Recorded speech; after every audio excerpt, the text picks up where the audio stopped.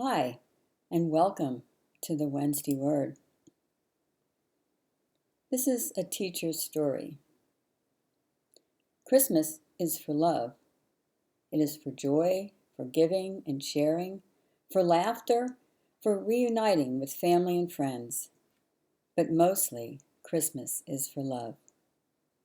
I had not understood this until a student with wide-eyed, innocent eyes and soft, rosy cheeks gave me a wondrous gift one Christmas.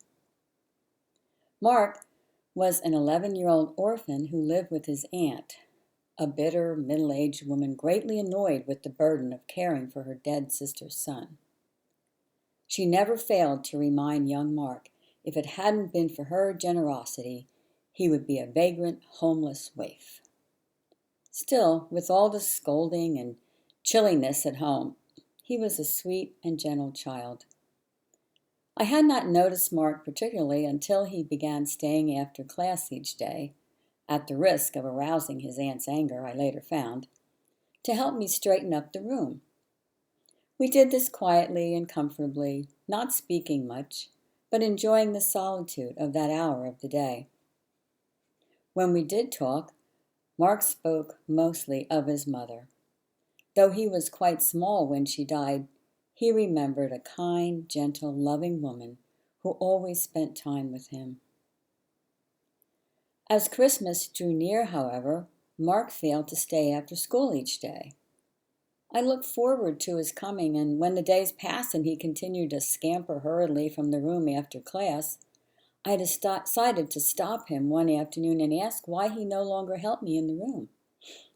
I told him how I had missed him, and his large gray eyes lit up eagerly as he replied, "Did you really miss me?" I explained how he had been my best helper. "I was making you a surprise," he whispered. "It's for Christmas." With that, he became embarrassed and dashed from the room.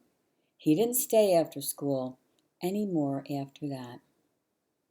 Finally came the last school day before Christmas. Mark crept slowly into the room late that afternoon, with his hands concealing something behind his back. "I have your present," he said timidly when I looked up. "I hope you like it." He held out his hands, and there lying in his small palms was a tiny wooden box. "It's beautiful, Mark. Is there something in it?" I asked, opening the top to look inside. "Oh, you can't see what's in it," he replied, "and you can't touch it or taste it or feel it, but Mother always said it makes you feel good all the time, keeps you warm on cold nights, and safe when you're all alone." I gazed into the empty box. "What is it, Mark?" I asked gently, "that will make me feel so good?" "It's love," he whispered softly, "and Mother always said it's best when you give it away." And he turned and quietly left the room. So now I keep a small box, crudely made of scraps of wood, on the piano in my living room, and only smile as inquiring friends raise quizzical eyebrows when I explain to them that there is love in it.